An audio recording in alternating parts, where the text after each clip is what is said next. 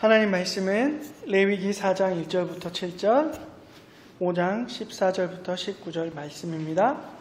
레위기 4장 1절부터 7절, 5장 14절부터 19절 말씀입니다. 제가 읽어드리도록 하겠습니다. 여호와께서 모세에게 말씀하여 이르시되 이스라엘 자손에게 말하여 이르라.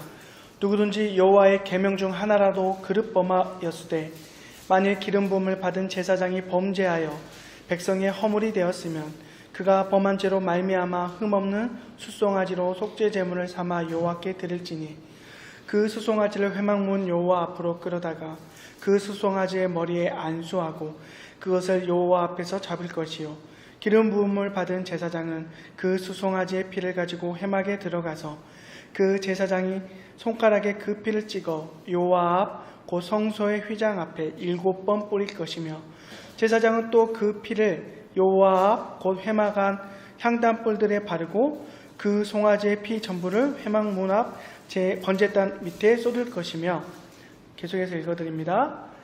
여호와께서 모세에게 말씀하여 이르시되 누구든지 여호와의 성물에 대하여 부지 중에 범하였으면 여호와께 속건제를 드리되 내가 지정한 가치를 따라 성소의 세겔로 몇 세겔 은에 상당한 흠없는 순양을 양떼 중에서 끌어다가 속건제로 드려서 성물에 대한 잘못을 보상하되 그것의 5분의 1을 더하여 제사장에게 줄 것이요 제사장은 그 속건제의 순양으로 그를 위하여 속죄한즉 그가 사함을 받으리라.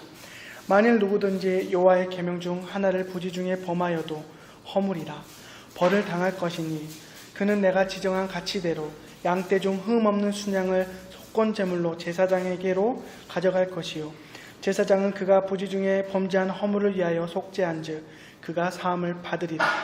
이는 속건제니 그가 여호와 앞에 참으로 잘못을 저질렀음이니라.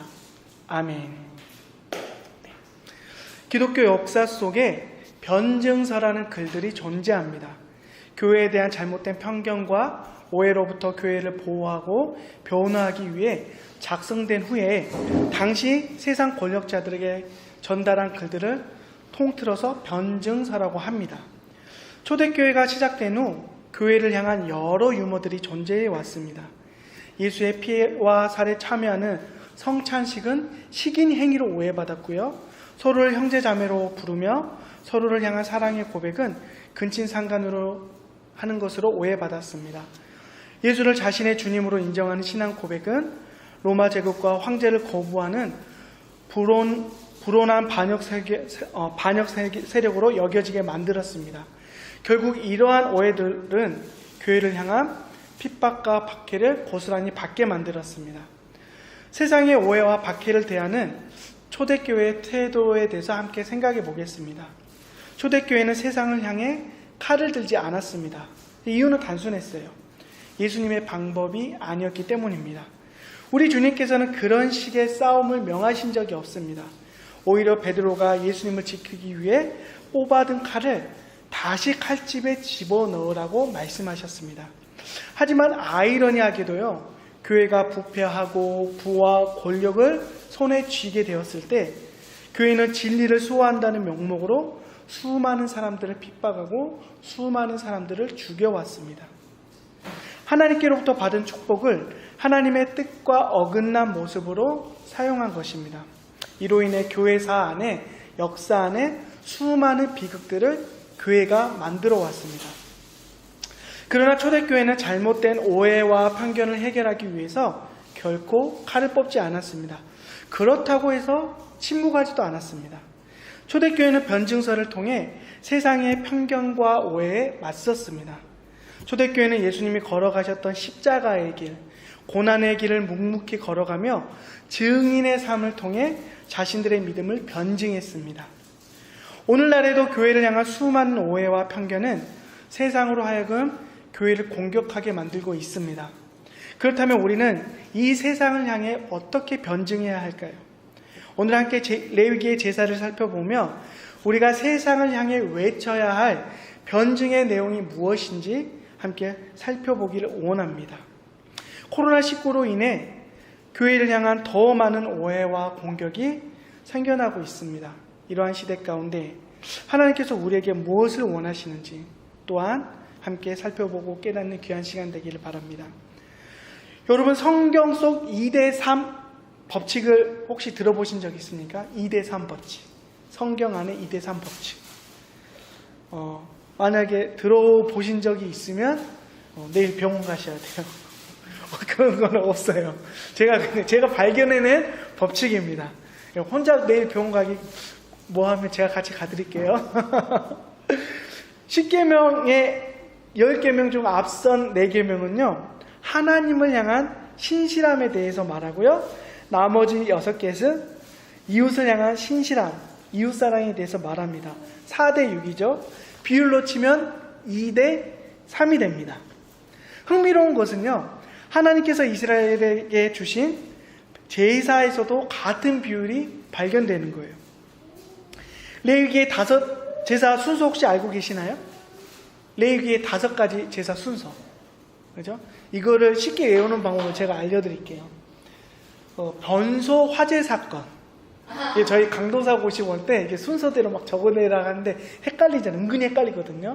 이거를 이제 쉽게 외우는 방법이 변소 화재 사건입니다. 화장실에 이렇게 불타오르는 걸 상상하면 돼요. 네? 이 순서대로 번제, 소제, 화목제, 속죄제, 속건제. 네, 외우기 쉬워요. 네? 레위기의 제사 순서는 뭐라고요? 변소 화재 사건이라고 보시면 됩니다. 자, 번제와 소제는요, 오직 하나님과의 관계에만 집중합니다. 예배자는 번제를 드림으로 속죄함을 받습니다. 이로 인해 예배자를 향한 하나님의 진노는 사그라들고 예배자와 하나님 사이의 관계가 변화되게 되는 거예요. 예배자는 더 이상 하나님의 진노의 대상이 아니라 하나님과 화해를 이룬 백성이 되어서 하나님 앞에 서게 되는 겁니다. 소제는요, 새롭게 형성된 하나님과의 관계를 날마다 확인하며 하나님을 향해 재헌신을 다짐하는 제사예요. 어려운 말로 하면 조공, 쉬운 말로 하면 하나님께 날마다 드리는 선물이라고 보시면 됩니다. 보신 것처럼 번제와 소제 이 두 제사에는 이웃은 없어요. 오직 예배자와 하나님만 존재합니다. 그런데 화목제, 속죄제, 속건제에는 이웃이 등장합니다. 이 제사에서 하나님을 향한 신실함과 이웃을 향한 신실함이 만나게 돼요. 우리는 보통 이스라엘이 하나님께 드렸던 제사는 예배자와 하나님 사이의 관계만을 뜻한다고 생각을 많이 하는데요, 그렇지 않다라는 거예요. 행함과 믿음이 구원의 양면인 것처럼요, 하나님 백성의 삶에는 하나님을 향한 신실함과 이웃을 향한 신실함이 언제나 만나야 된다는 거예요. 그리고 이 만남이 포스트 코로나 시대를 살아갈 우리 교회의 성도의 변증이 되어야 된다는 거예요. 지난주에 화목제는 하나님과 화목하기 위해 드리는 제사가 아니라고 제가 말씀드렸죠. 화목제는요, 속죄 받음으로 하나님과 관계가 회복되어진 백성이 하나님의 안에 있는 은혜와 축복을 누리기 위해 드리는 제사라고 제가 말씀을 드렸습니다. 화목제는 예배자가 하나님의 식탁에 유일하게 참여할 수 있는 제사였어요. 다른 제사의 제물은 결코 먹을 수 없었지만 화목제를 드릴 때는 어떻게 해요? 하나님의 식탁에 참여할 수 있었다라는 거예요. 근데 그 식탁을 예배자 혼자만 참여했습니까? 가족, 친지, 친구, 이웃들 모두가 이 하나님의 식탁에 참여할 수 있었습니다.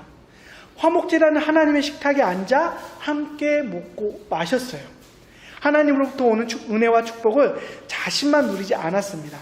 예배자가 축복의 통로가 되어서 주변 사람들에게 하나님의 식탁을 나누는 제사가 화목제였습니다. 하나님을 향한 신실함이 이웃을 향한 신실함과 만나는 현장이 바로 화목제였어요. 유일하게 하나님의 식탁에 참여할 수 있는 장소에 나만 홀로 앉는 게 아니었어요. 함께, 이웃과 함께 앉아서 하나님 안에 있는 놀랍고 풍성한 은혜와 축복을 누렸다는 사실을 우리는 놓쳐서는 안 됩니다. 오늘 함께 읽은 속죄제도 한번 살펴보도록 하겠습니다. 사실 속죄제는요, 이름만으로도 우리에게 곤혹스러움을 주는 제사예요. 5가지 제사 모두요, 사실 속죄와 관계가 다 있어요. 5가지 제사 모두 속죄의 의미가 다 포함되어 있어요. 꼭 속죄제만 속죄를 위해서 드리지는 않아요. 그리고 사실 속죄와 관련해서는 주로 어떤 제사를 드렸냐면요, 번제를 드렸어요. 주로. 속죄를 위해서는 주로 무슨 제사 드렸다고요? 번제를 드렸어요. 그렇다면 굳이 속죄제가 따로 필요할까라고 이렇게 아리송하지죠. 그런데 이 문제를 해결하기 위해 속죄제의 이름을 다른 말로 바꾸면 돼요. 이게 우리말로는 번역했을 때 들었을 때 뭔가 속죄제만 속죄를 위해서 드린 제사라고 착각할 수 있는데요. 속죄제의 원래 목적을 확연하게 잘 드리기 위해서 이름을 새로 지어준다면 정화제 혹은 정결제로 표현하면 됩니다.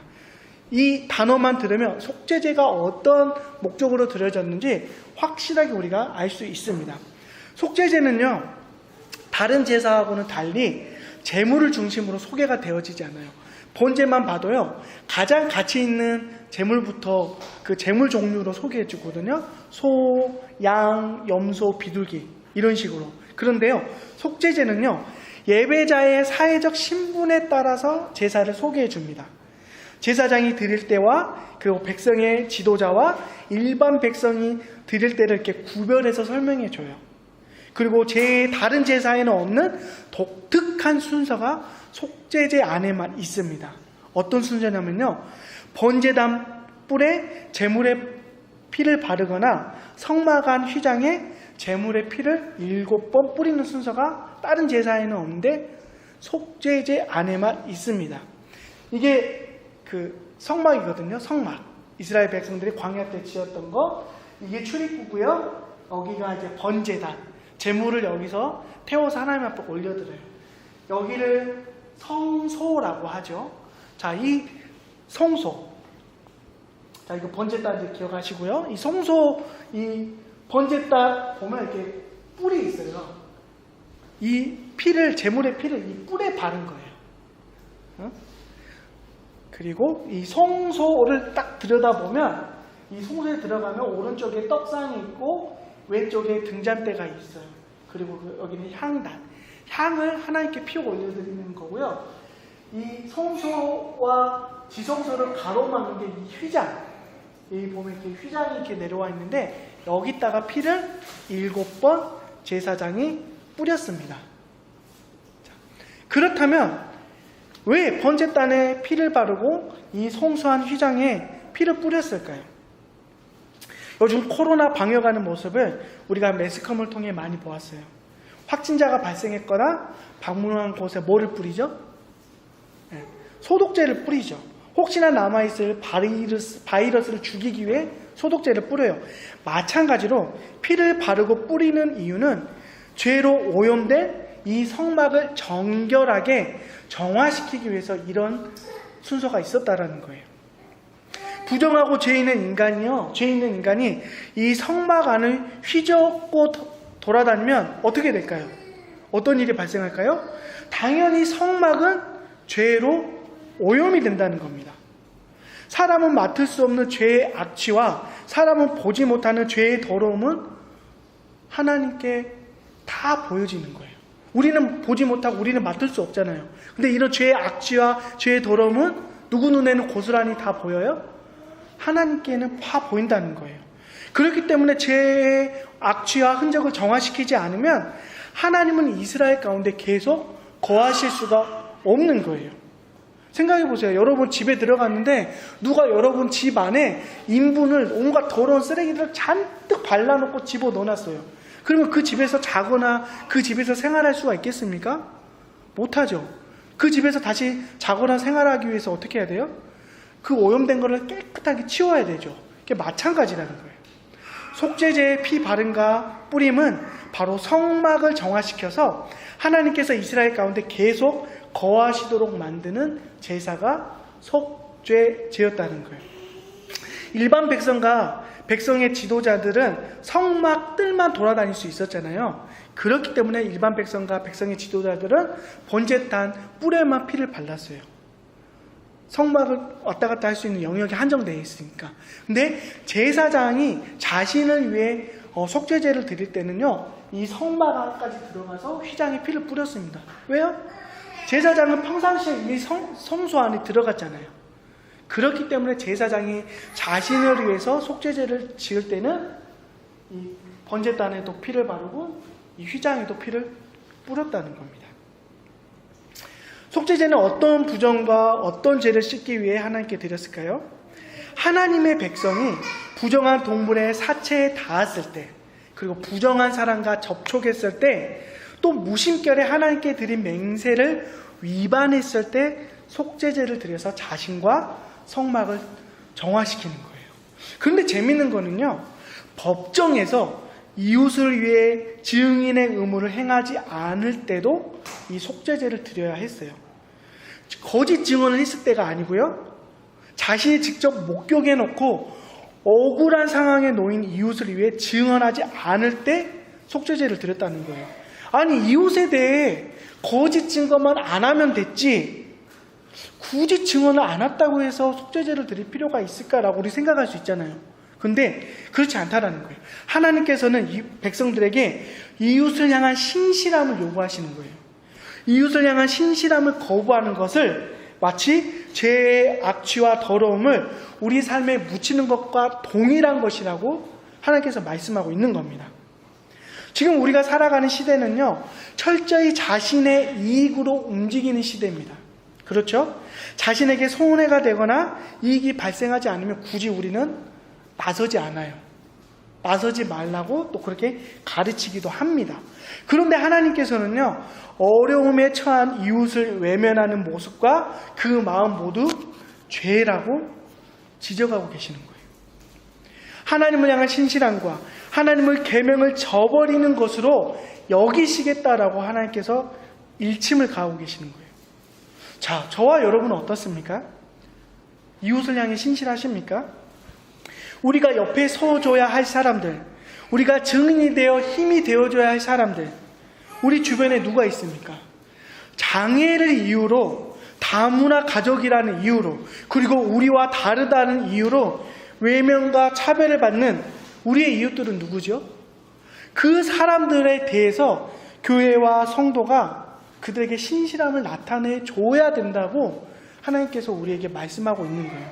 근데 여기서 오해하면 안 돼요. 최근 우리가 이제 차별금지법 때문에 교회가 많이 시끄럽잖아요. 우리는 죄에 대해서 편들어줘야 되는 사람들은 아니에요. 죄는 죄예요. 죄는 분명히 하나님께서 혐오하시고 미워하시고 싫어하시는 거예요. 죄에 대해서 편들어줘야 된다고 오해하시면 안 됩니다. 우리는 더 이상 속죄제를 드리지는 않습니다. 예수님께서 이미 모든 것을 십자가에서 완벽하게 성취하셨기 때문에 우리는 속죄제 안 드려요.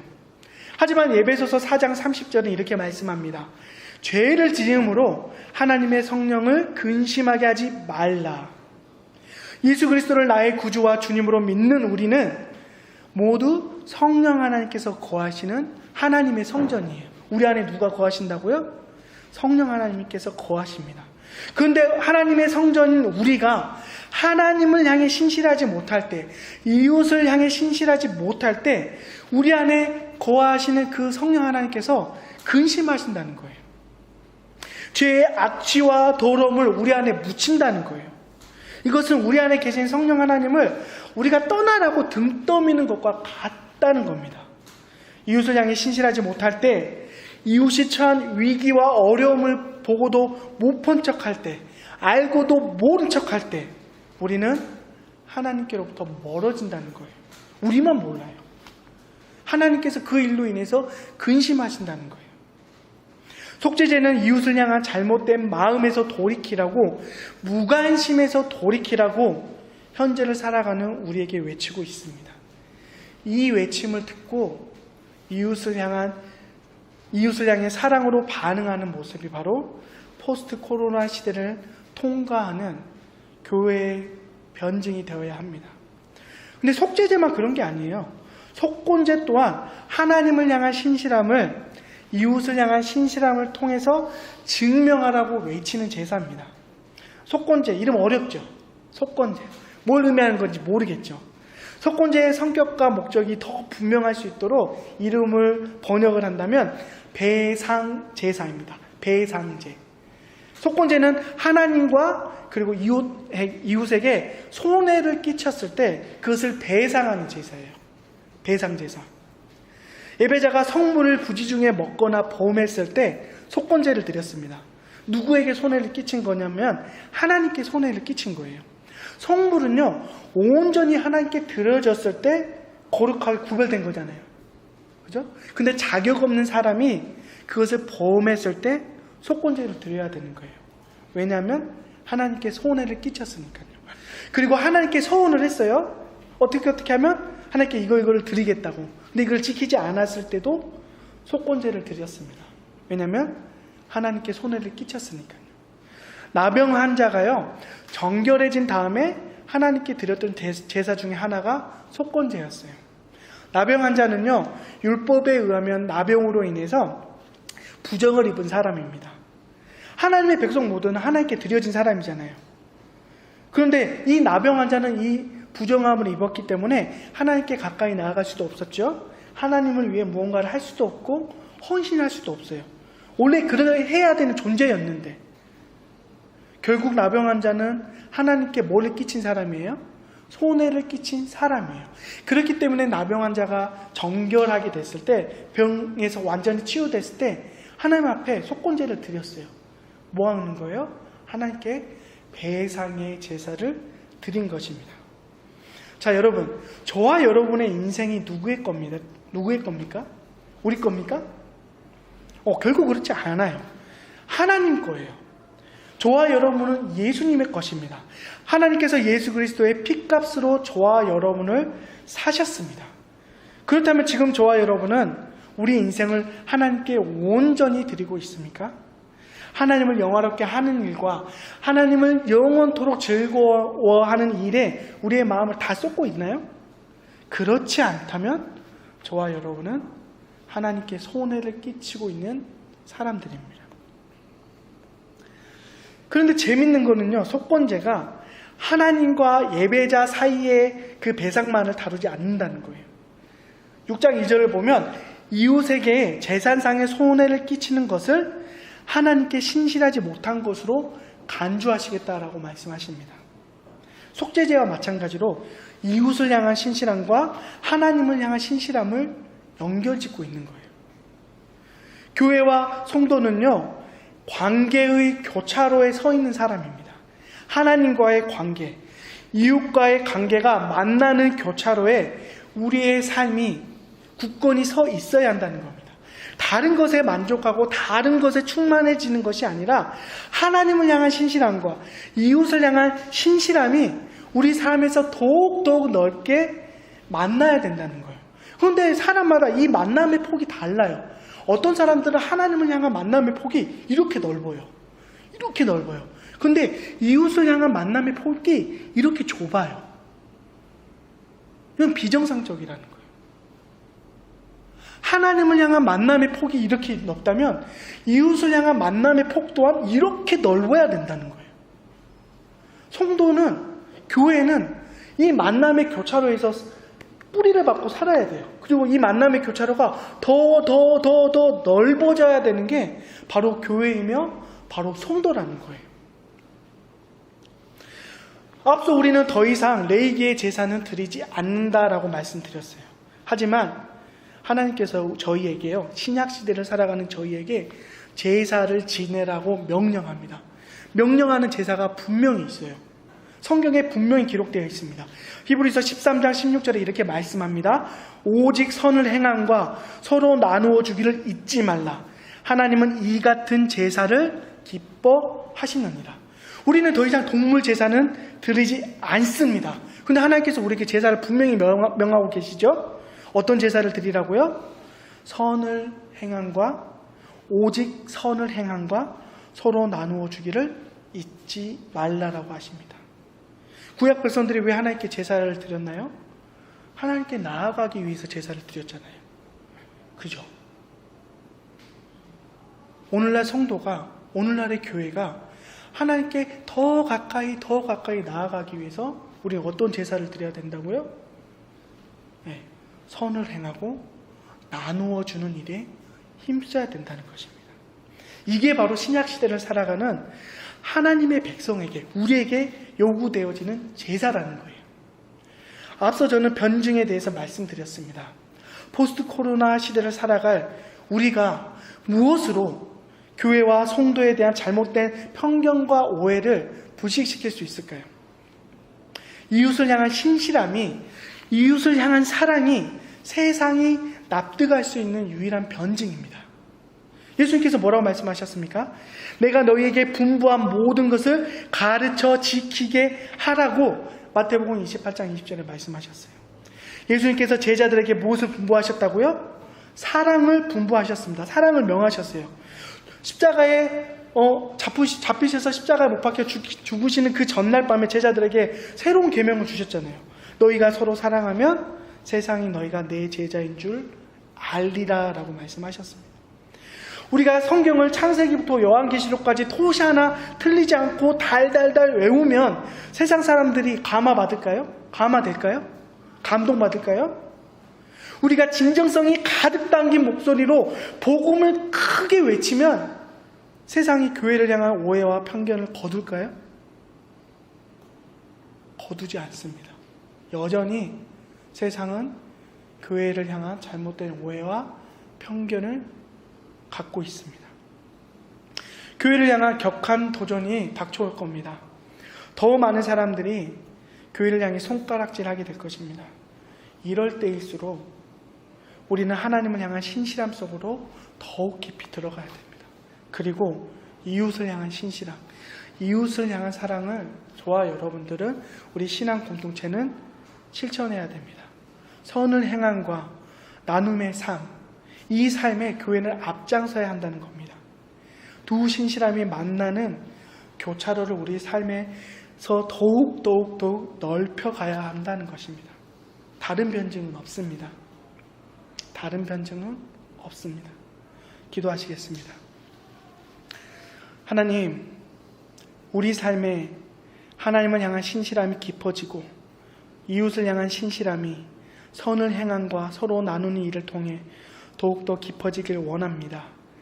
우리 삶이 두 신실함이 넓게 만나는 교차로가 되기를 원합니다.